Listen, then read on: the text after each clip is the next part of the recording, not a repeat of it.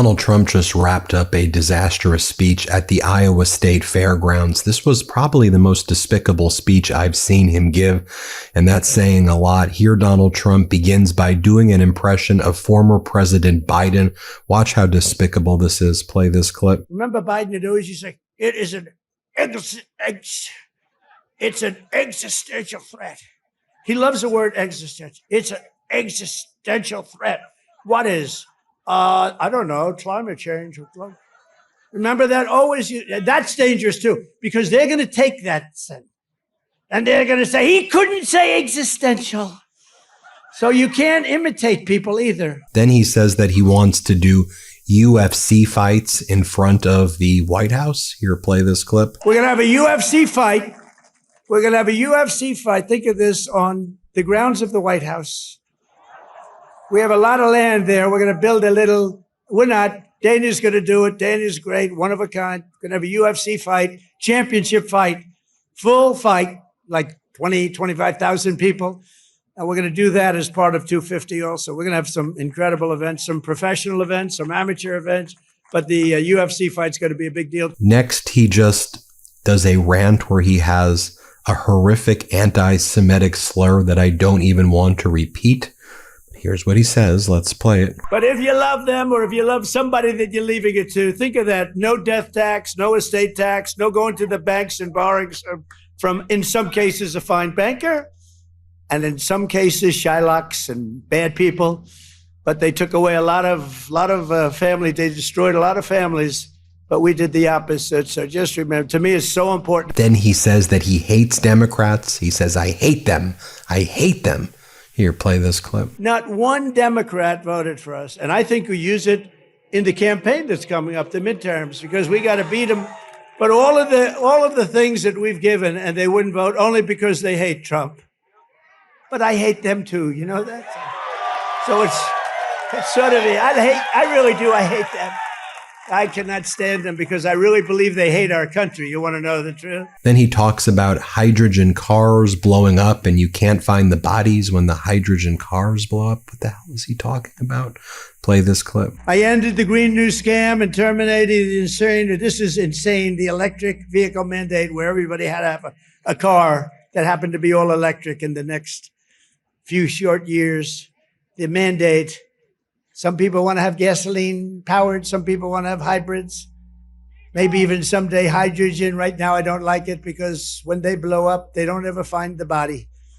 They find the body about 5 blocks away. That does not sound promising to me. Next, Donald Trump says that the disastrous budget bill will rescue over 2 billion family farms from the estate tax. 2 billion family farms? The estate? What are you talking about? Here, play this clip. And very importantly for Iowa, this bill rescues over 2 billion family farms from the so-called estate tax or the death tax. In other words, before Trump, you were losing farms to the banks. Before Trump, you were losing the farms like nobody's ever seen before. You love your children. You don't feel so well. You pass away. You leave everything to your children, and they have to pay a big estate tax or a death tax, as we call it. And they couldn't do it. They go out and borrow money, and all of a sudden the bank is foreclosing on the farm. Not going to happen. You have no more estate tax. You have no more death tax to pay. Then Donald Trump brags that he gave Iran permission to attack an American Air Force base in Qatar. He goes, I was very nice. I said, go and attack it. Attack our base. Go for it. We were very respectful, he says. Here, play this clip. And you saw that just the other day where the missiles are being shot down one after another. You know, they called me to tell me they have to take a shot at us. This was Iran, very respectful. That means they respect us. Because we dropped 14 bombs, they said, we'd like to take 14 shots at you. I said, go ahead, I understand. They said, where they'd do it. I said, good, we emptied out the fort. It was a beautiful military base in Qatar who treated us really fantastically well. And they said, sir, 1 o'clock, okay? I said, it's fine. We could make it later.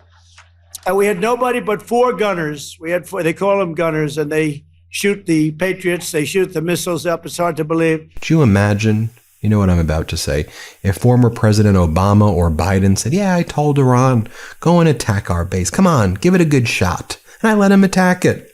Then Donald Trump lies and says that the disastrous budget bill is protecting seniors by having no tax on Social Security. He goes, right, there's nothing in the bill about no tax on Social Security. It says nothing. It's not mentioned. It doesn't exist. Play this clip. Just as I promised, we're making the Trump tax cuts permanent and delivering no tax on tips, no tax on overtime, and no tax on Social Security for our great seniors, right?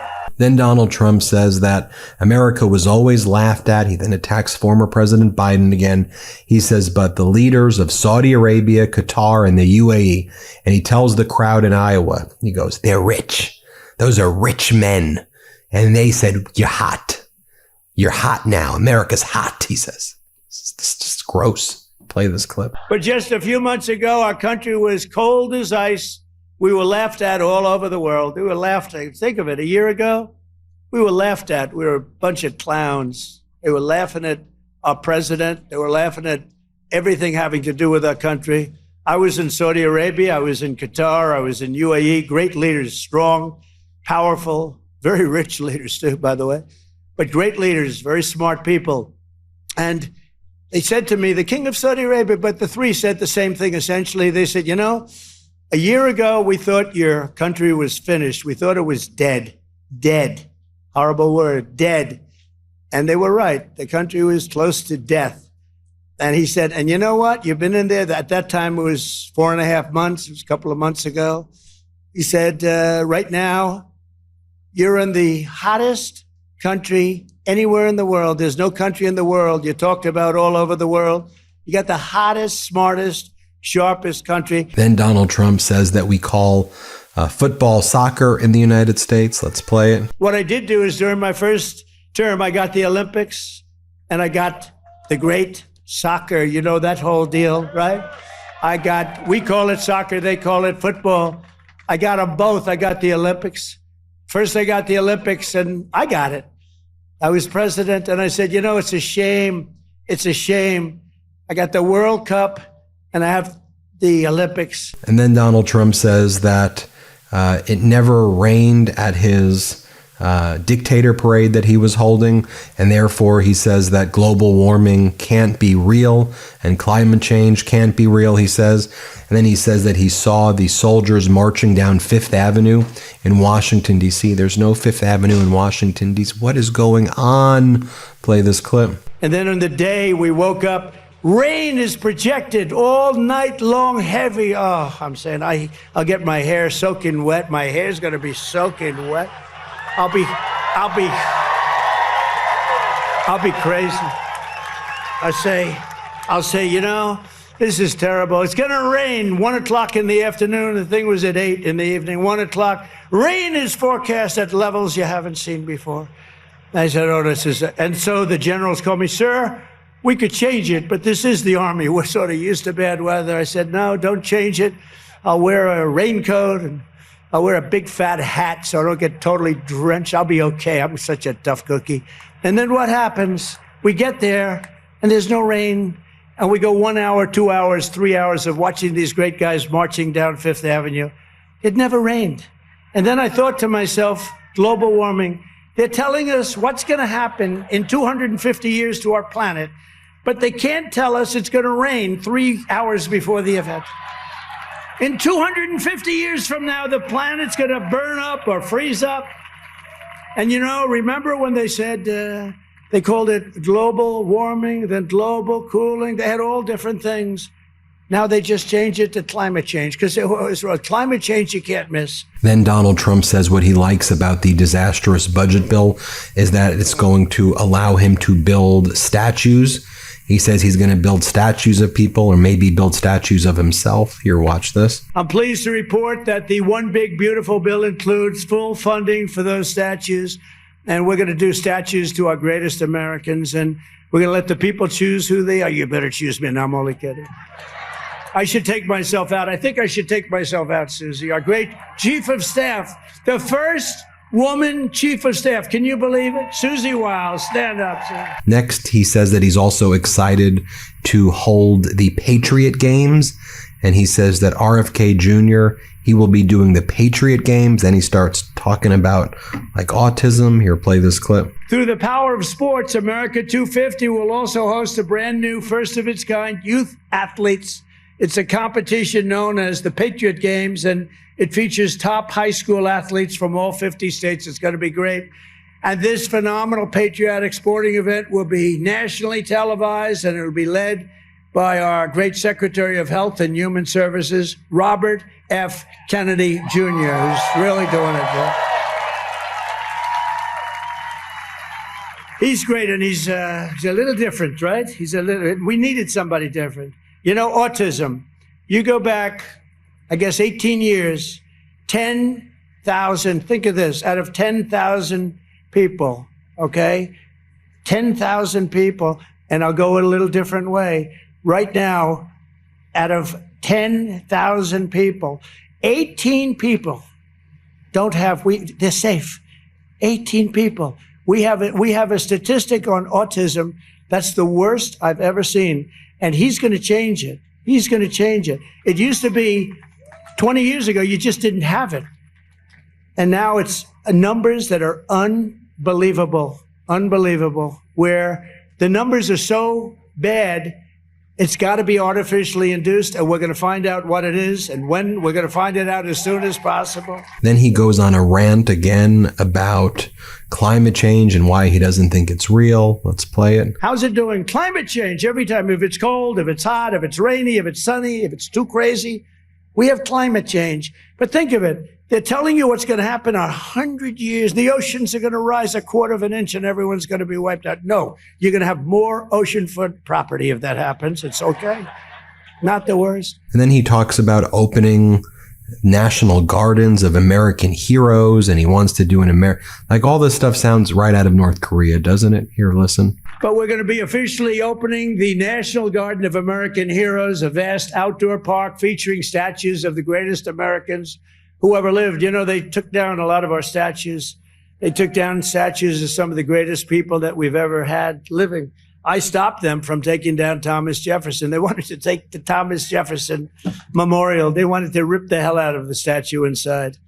You can imagine who they were going to put up. Let's get rid of Thomas Jefferson. So we stopped them. We signed a law. Do you remember that night? It was crazy. And they were marching toward the Jefferson Memorial, and I took out an old bill from 1909.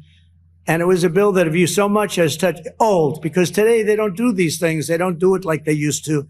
Today you could never get it passed. It said if you so much as touch a monument or a statue, you go to jail for a 10-year period. Then Donald Trump describes how he envisions farmers basically owning or controlling their labor by vouching for them.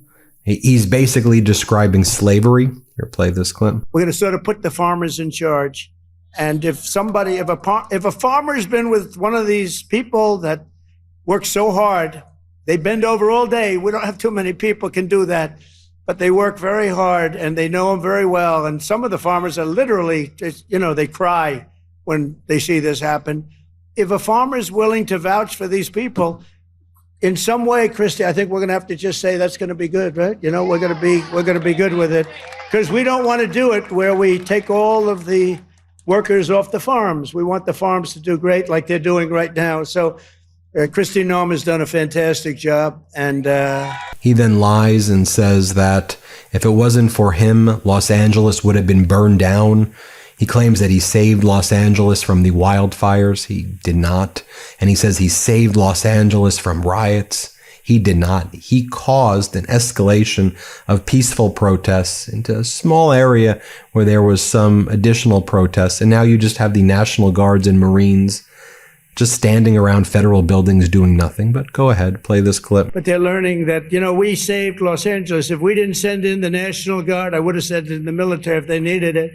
But if we didn't send in the National Guard, Los Angeles would have been burned down to the ground, just like half of their houses were burned down to the ground because they didn't give water that they had plenty of. And I could go on and show you other clips, but I think you get the point about how bizarre and dangerous and you get the point.